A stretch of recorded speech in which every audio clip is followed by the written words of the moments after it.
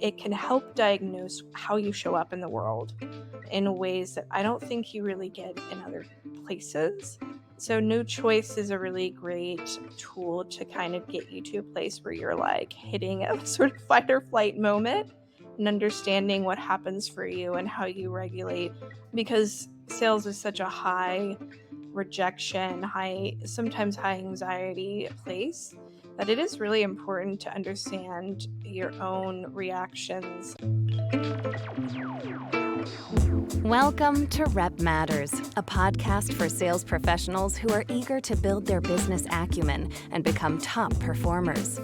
In each episode, your hosts, Zoya Segelbacher and Caroline Jones, explore the real-life experiences, obstacles, and triumphs of salespeople.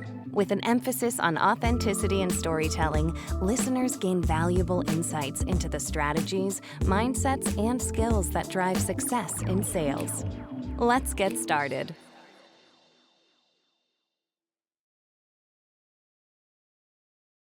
Hello and welcome to another episode of Rep Matters. This episode is brought to you by Marketers in Demand. Marketers in Demand has in-depth videos, podcasts, and articles from some of B2B's most in-demand marketers. Today, our guests, Lauren Guilbeaux and Tess Hermes, are joining us of Yes&Sell. Lauren and Tess are the co-founders of Yes&Sell, an improv-based sales training company. Lauren is a lifelong sales professional, entrepreneur, and actress living in Los Angeles. And Tess spent many years in client success roles and has an extensive theater and improv background. Today, she teaches and performs at theaters in the Austin area and beyond. Lauren, Tess, thank you so much for joining us today. Hello. Thanks for having us on. Yeah, we're so excited. So tell us, how did you two meet? Oh God. Many moons ago, Lauren and I actually lived on the same block in Austin, Texas, on a street called Texas Sun Drive. Yeah, lots of cool like rollerblading and ice cream. Did your parents ever lock you out? My parents would lock me out and be like, "Be gone for an hour." Oh yeah. Yeah. We were both neighborhood bike kids. Yeah. Kids. Yep.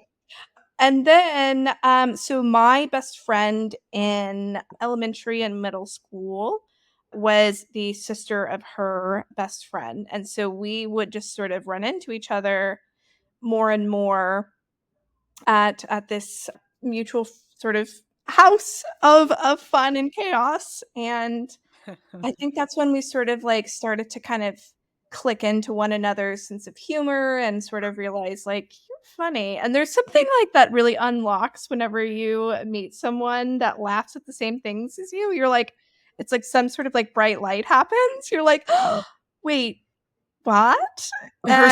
Me? Yeah, exactly, a weird goon like myself. And then like, I don't know, I feel like it's sort of like we would have all these touch and go moments where we like really like enjoyed one another. And I think that like finally sort of in early adulthood, we were like, okay, let's like make this official. We should just like very much be very good friends. And so, yeah, Lauren, I know I took that over, but I figured I could do a better job. So No, I think that's pretty accurate. Yeah, like Tess lived abroad for a while and was teaching English in Chile, and then when she came back, I had gotten started in software sales, and she came back trying to kind of like figure out what she was going to do, and then we both were kind of entering different stages in our life and just became like very, very close. It's been years and years and years of being best friends.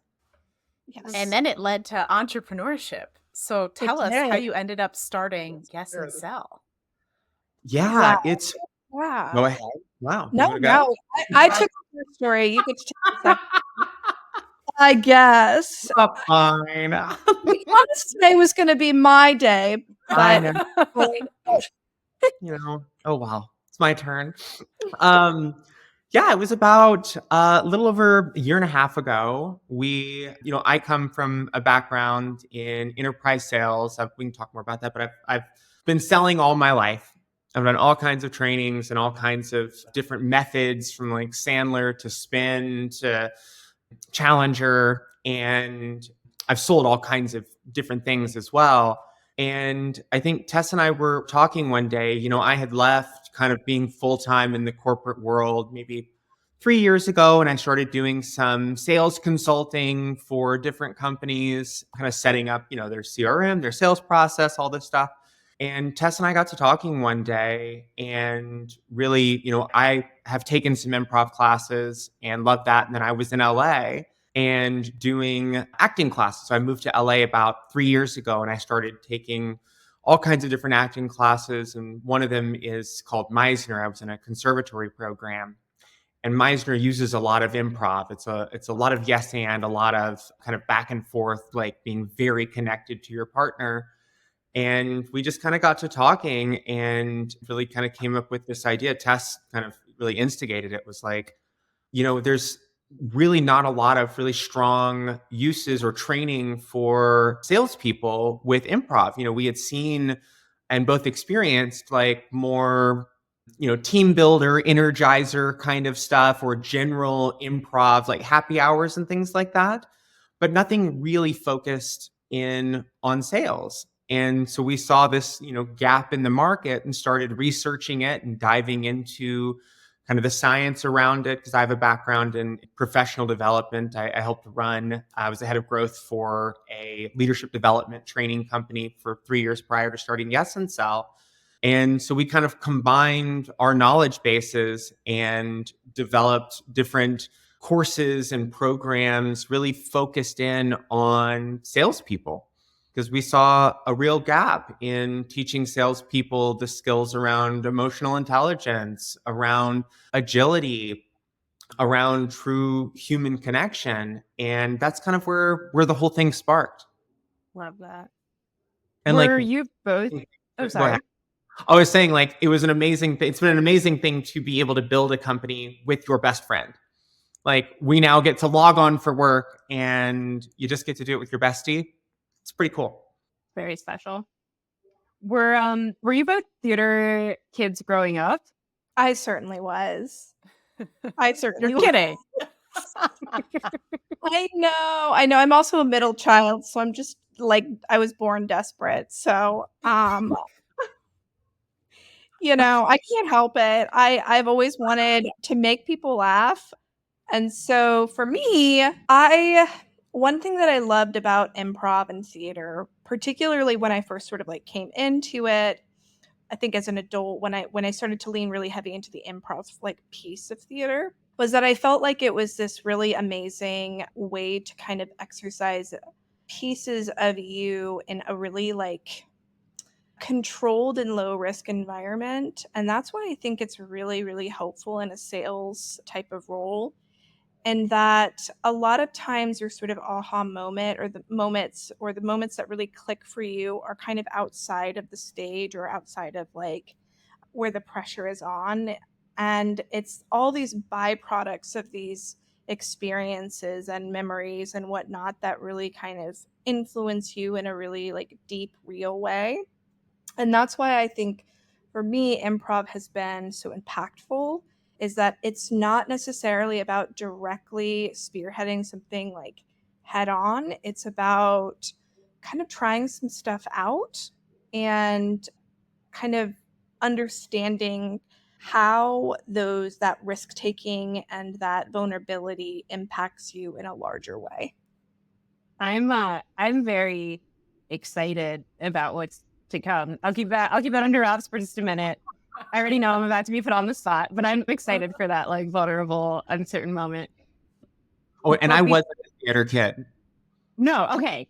I was not a theater kid. I was always a joker. I always like was funny, but just didn't get into theater when I was younger, and I came into it later in life. And it's been magic.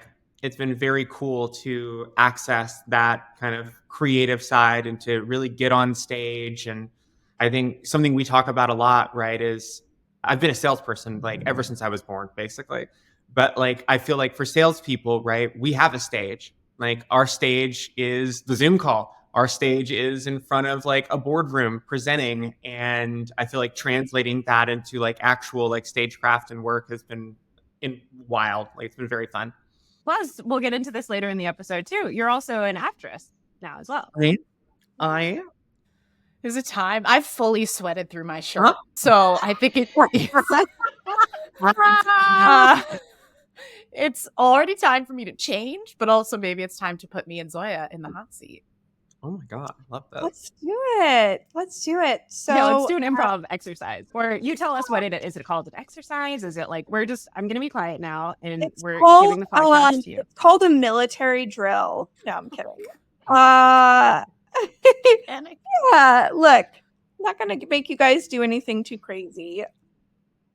All right. So one of the things that is super crucial in improv is there's like the first rule of improv is this idea of yes, which you may be familiar with, but it's basically validating someone. So it's how much we say no 4 times more in our lives than we say yes. So we are often saying no, but and trying to qualify that.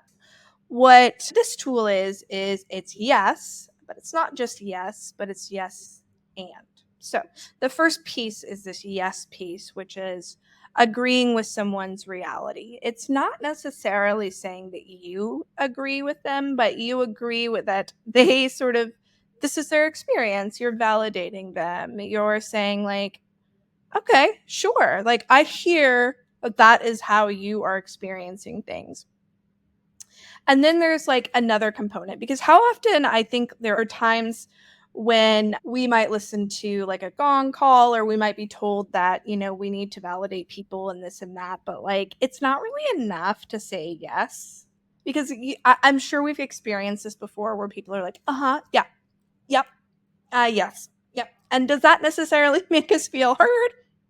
Probably not. Maybe, depending on how well they're sort of, you know, engaging or using their like tone and whatnot, or matching you.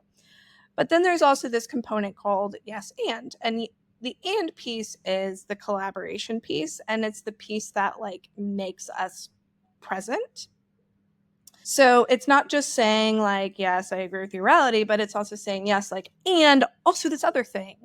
And maybe it's that you are agreeing with them. Maybe it's that, like, for example, someone might say, you know, I just really don't think today's like a good time. It's a Tuesday and it's where all my like work comes in, and I'm just not ready to have this conversation. And you're like, oh yeah, I get it. Tuesday is one of my worst days. Or it's, yeah, I know. Tuesdays for me can be really cumbersome, you know, whatever it is. It's this like, it's not just saying yes, but it's like giving them more to collaborate on. Can even say like, do Tuesdays feel like a worse Monday, you know, right? Like, okay, so now we're sort of like, we have all these different paths that we can go on if we are actually yes anding. So now we're going to play a game called Yes and. And we'll do it podcast edition just because, you know, why not? So one of us is going to suggest an idea for a podcast. If you want Lauren and I to do so, and by Lauren and I mean Lauren, then we can do that. And all you have to do is say yes and then add another component. So it does not have to be correct. It doesn't have to be particularly interesting or funny. In fact, I advise that you don't try to be interesting or funny, because typically that will just lead to a disingenuous piece of you. Just be a very neutral version of yourself. And the more you get cozy, the more just a probably more authentic version will sort of come, and maybe something silly might come out of it. So one of us will say, we should start a podcast about blank. And without really any, we're not going to have an order just because it's a small enough group. Someone will say, oh, yes, and then add another component. And try to think too about sort of what someone else just said. We're really trying to build. Think of like think about Legos. Like, you're a bunch of kids, you've got like a bunch of Legos just like strewn about the floor, and someone puts like a block down and another, and it doesn't necessarily matter that it's perfect. It's just that we're like actually building something together and we're having a nice time. So Lauren and I will do just like a quick demo for it. So we'll do a podcast edition. Lauren, we should make a podcast about the joy of owning a hat. Oh, I love that. I love that. Yeah, and we could have like actual like hat makers come on and talk about like the origins of hats. Yes, yes. We can talk about like the origins of like haberdashery and I don't know, like the sort of Victorian era. Oh, yes, like a whole history of like what people were wearing different during different time periods. Yes, and we can always wear a different hat and just like excruciatingly explain each little detail of the hat that each of us are wearing. Yes, and we can all of our guests have to wear a certain hat that they want to bring that has something special to them, like a story. All right, we get the idea. Great Yeah. job, Lauren. Okay, let's go. Let's go. Great job. So, yeah, we are just going to throw out some ideas and then we'll talk about it after. And I will go ahead and I'll say and scene whenever we've reached a stopping point. And so, yeah, one of you guys throw out, actually, yeah, Caroline or Zoya, you throw out an idea. Okay, Caroline, we should start a podcast about all of the things cats do when you're not home. Yes, and we should record them to see if they're telling the truth. Yes, and we should find a way to talk to them as well so we can confirm if they're telling the truth. Yes, but before we talk to them, we should listen to them because I don't think that they feel very heard. Yes, that's a good. Yeah. Yes, and I think that since we're already sort of going down this path, there's got to be some sort of weird interrogation piece to it. Yes, I and we second should. that. Yes, and we should put them in a tiny cat hat so that they feel that they can express their innermost selves. Oh, yes, and we can have like a photo album that we share like online of all the cats that we bring on the podcast. And scene. The name of this podcast is The Cat in the Hat. Okay. All right. So, do you even have a cat? Where did that come from? No, I don't have a cat. I was like, I hope we don't have to talk about what they do. Very silly. The purpose of this exercise is, one, to just kind of get cozy with the weird parts of you. And so one thing that I think is so important that is sort of unaddressed in a lot of trainings is this like notion of like one size fits all. I find that a lot of training, particularly for salespeople, is created by a very specific type of person, and sometimes that doesn't work for everybody, and that like tips and tricks will be well received if you look or act or are a certain way, and they may not be well received if you are not that exact type of person. And so one thing that improv is really really leans hard into is like letting that like unique authentic piece of you come out and not feeling like you have to be a one size fits all kind of person.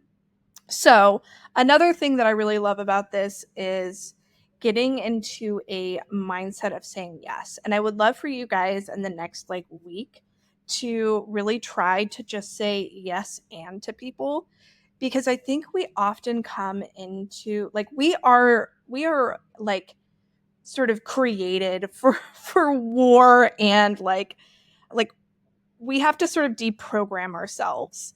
We're like constantly trying to like figure out like where the exits are and where like the contrary sort of piece of things is. And if we can kind of get to a place of like aligning with people and building with people and sort of like regulating ourselves, then we often will find that there are a million paths to explore but it is a very much a mindset thing. So I would say, like, you don't even necessarily need to do it professionally, but like try it with your friends or your partner.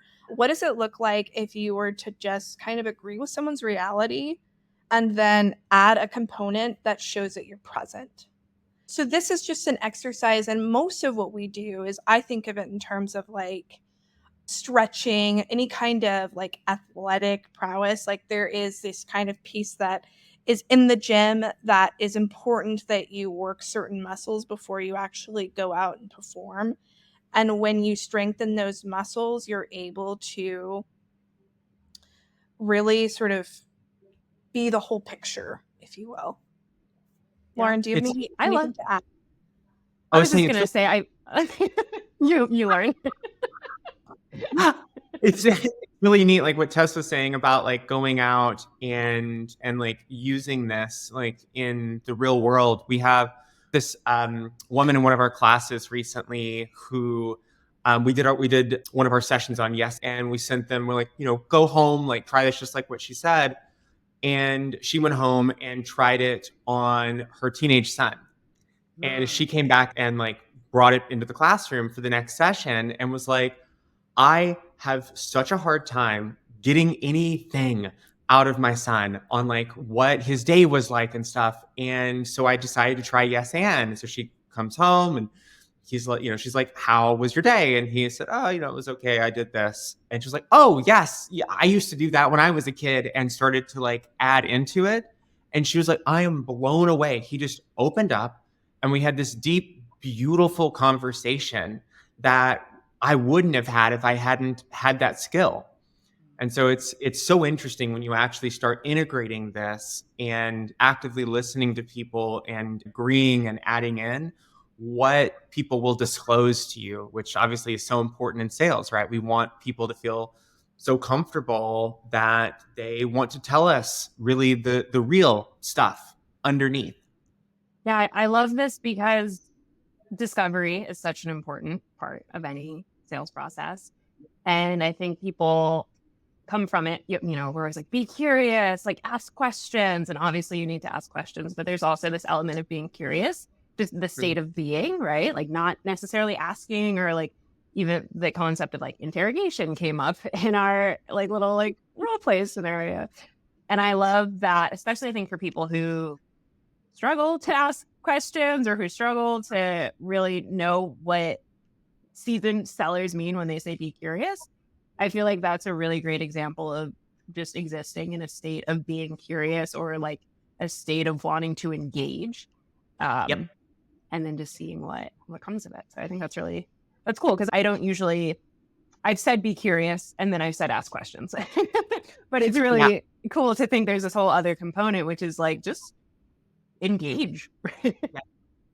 Well, and the science backs it up too. I think that's what's been so interesting as Tess and I have kind of dug into this world over the past few years, and really, seen the actual empirical evidence. Like there was a really interesting study done at a university where they took two different groups of students, and they gave one group of students just kind of a traditional sales training, and they gave another group of students an improv-based training focused on yes and taught them yes and then they sent them on a 4-week task to sell tickets via the phone for something that was going on.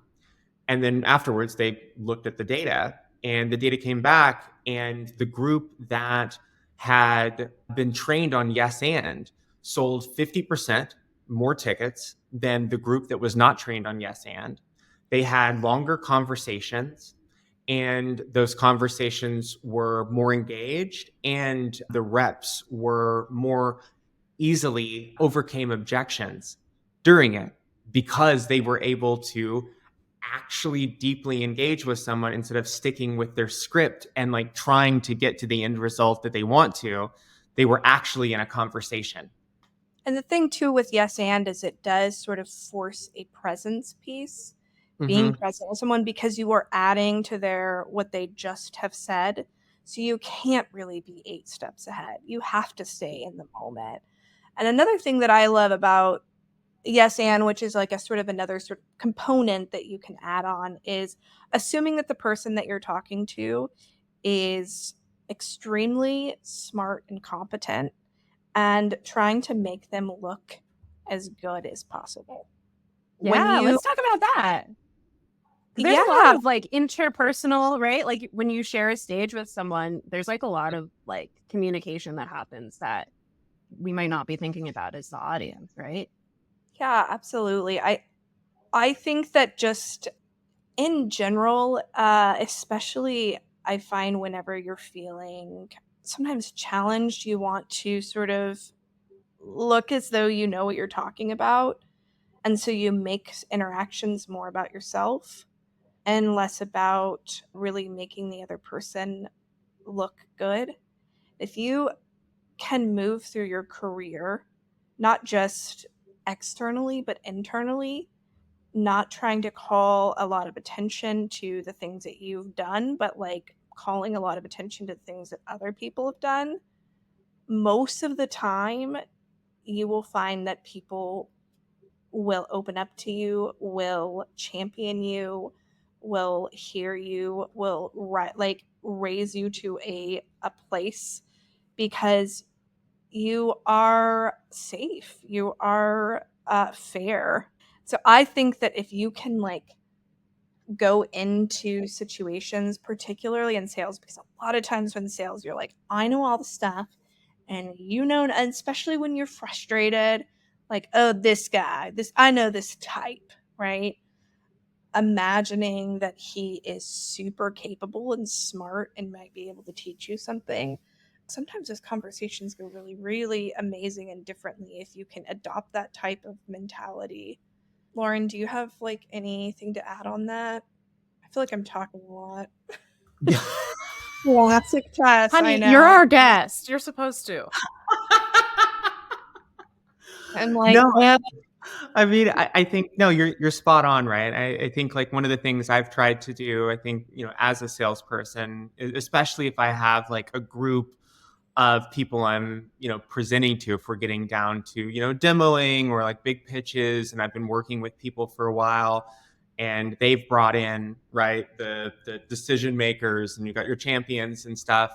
I always really like to kind of do exactly what Tess said, right? Make them all look and feel like fantastic. Like they know what they're doing. I'm coming in here to help, not as someone to fix all this broken stuff that you've all done, but to be a part of your team, to collaborate and work with you and learn together.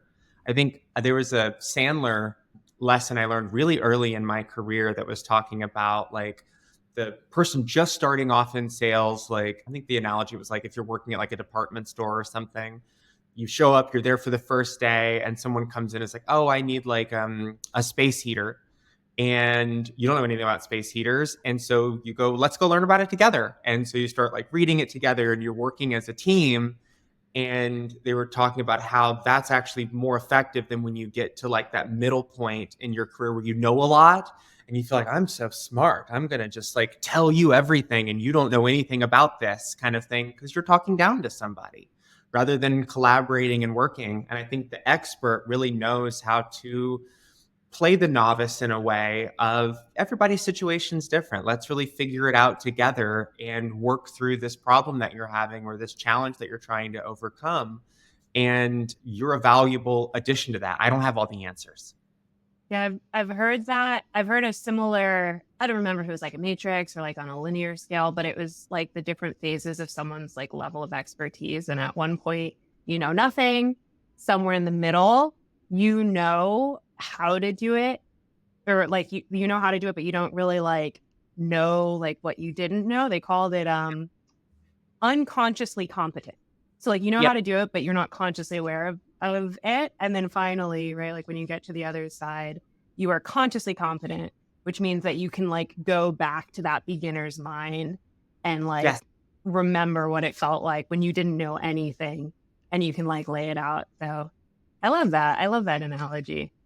Yeah, hearing all this would lead me to defining like the root challenge you're solving for with Yes&Sell is seller insecurity. Like, would you agree with that, or would you scope the problem or define the problem with modern sellers a different way? Yeah, I'd say that's one component to it, right? I think we've got like for us when we really look at this, we think about what we're trying to help people do is develop their whole sales craft.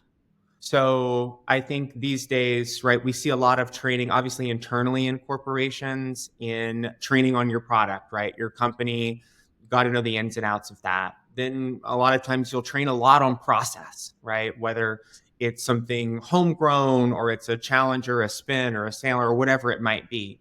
But I think we rarely spend enough time on connection, which we feel is kind of like the triad. You have like process, product, and connection training. So that human component. And there's a concept called agile selling or agile sales methodology that we really lean into with Yes&Sell. And it's really about being able to think on your feet. So have an agile mindset, be able to be resilient, which I think kind of goes into what you were saying, Caroline, and be able to really connect. And there was a really interesting study recently around agile selling methodology where they were measuring different people's sales methodology that they would use, whether it was a challenger, a consultative, or spin, whatever it might have been. And certain ones were better in certain situations, but almost always the top sales performer was someone who could pull different methods out of their toolbox when they really read the situation properly and were able to be agile in the way that they were communicating and connecting with the other human. So I think for us at Yes&Sell, really we're looking for how do we help sellers engage in a very human, connective, real experience and not get just stuck in like the process, the scripts, the numbers, the science of sales. Because I believe sales is part science and part art. And we don't think about that art enough because it's hard to measure. The science is easy to find, right? It's easy to find that process training. It's easy to like get that quantifiable type of information. It's the art or the craft piece that's harder because it does require individual type of coaching or more one-on-one. Maybe I shouldn't say one-on-one. I would say facilitator like facing. I think because it requires us to sort of pull uniqueness out of people. And it could be uncomfortable. It's a growth piece, right? There's a lot of like when you go into your first improv class, if you're just going to like an improv school, like it's scary and you fumble a lot. Yeah. And I think as salespeople, right, we learn to fail, right? Like that's we're constantly failing until we get the win, and we have to get like good at that. And I think there's something very aligned with that, and coming into like improv and being like, okay, I'm starting as a novice. Like, how do I come in here and then slowly build my skill set and like stretch myself in these, for a lot of people, very scary ways, which then makes it so much easier when you get on a sales call. Yeah. Yeah. Something that I love about sales, and you two are going to get me to take an improv class. I have wanted to, I follow not a lot, but I follow a couple of accounts on Instagram that are like improv, and I just adore it. Like there's the game. What's the game? New Choice. Do y'all ever do that? Well, Those yeah. crack me up. I adore those, Caroline, if you don't know what they are, or for the listeners. It's when like you're going about the game kind of like how we did, but then there's like someone in a corner who just has all of the power and can decide to like make you give a different answer, and they can do it like 10 times in a row if they want. And I just like, I love it. I love to see like the joy that people like have from like being put to that challenge. The So people that that I watch are so good. They rise to the occasion. That challenge is really cool because for as a teacher, it's amazing to understand where people hit walls.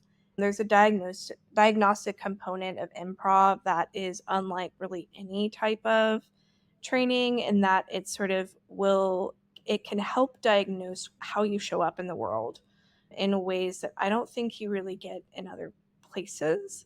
So no choice is a really great tool to kind of get you to a place where you're like hitting a sort of fight or flight moment and understanding what happens for you and how you regulate because sales is such a high rejection, sometimes high anxiety place, that it is really important to understand your own reactions and what is extremely uncomfortable for you and how your body regulates that, and what are the things that you can do to help get you to a quicker regulation so you can move through it. It's just like a lot of times I think managers or leaders will just sort of tell you to like push through it, or and it's not particularly helpful when it's just like just keep going. It's important to analyze and diagnose what's happening inside of you in order to be able to kind of get to the other side of things of your career, because things are just naturally emotional, and we can, if you suppress it, it doesn't really work. I think this is Yeah. such an incredibly important piece of the puzzle of like sales management, sales enablement, sales excellence today. So I can't think of two people better suited to be doing this kind of work.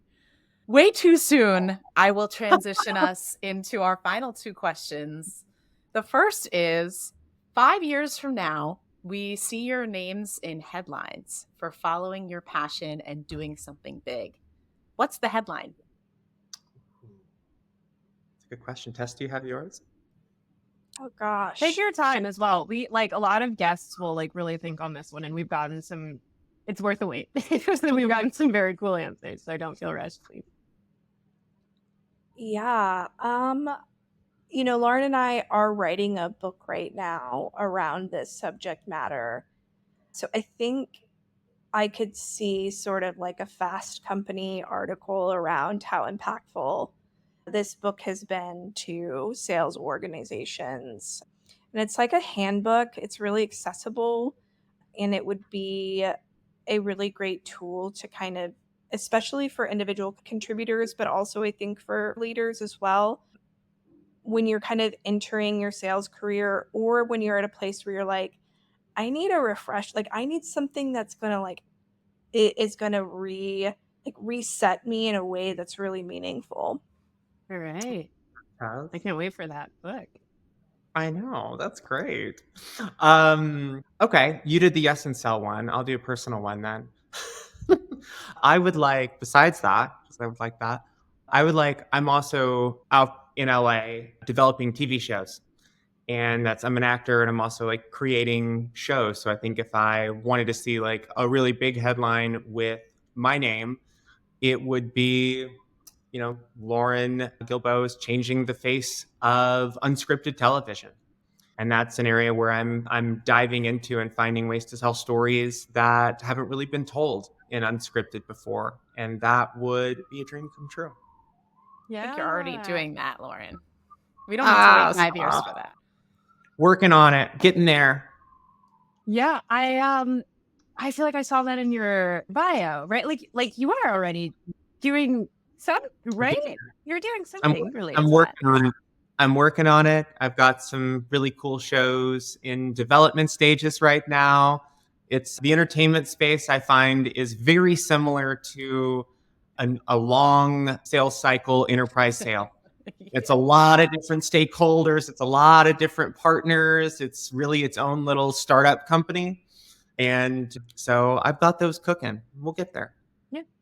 You have a production company, right? I do. I have a production company with a slate of different shows in various stages of development out here. So I'm doing Yes and Sell, and the other side of the work that I do is that. Very cool. Well, we'll come to our final question. We cannot wait for the book, and we're already following and loving all of Lauren's work in the world. So keep us posted. In addition to the book and the work with Yes and Sell, what else would you like to promote to our listeners, and where can people find you? You can find me on Instagram, Lauren Guilbeaux. It's a nice thing about having a long, complicated last name. So I just have Lauren Guilbeaux. So you can find me there. Please, visit our website at www.yes&, spelled out A-N-D, sell.com. You can't use the ampersand in a web address, so we had to go with that.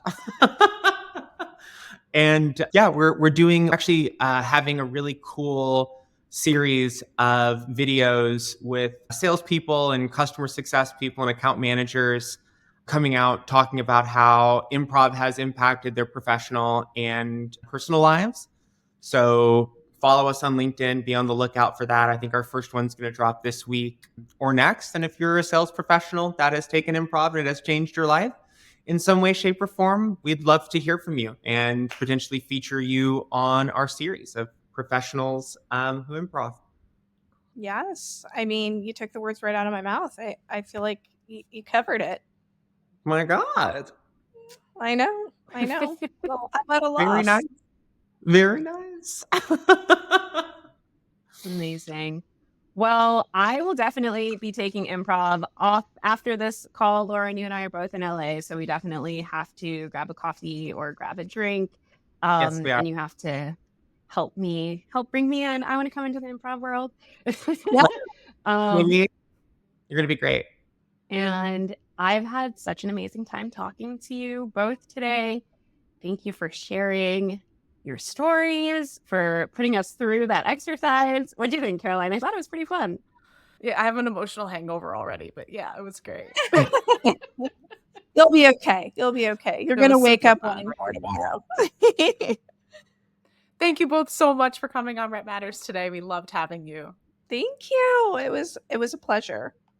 Yeah, thank you so much for having us. Thanks for listening to this episode of Rep Matters, the podcast for sales professionals who become top performers. If you enjoyed this episode, make sure to follow Rep Matters wherever you listen to your favorite podcasts, or access all episodes at marketersindemand.com/repmatters. See you next time.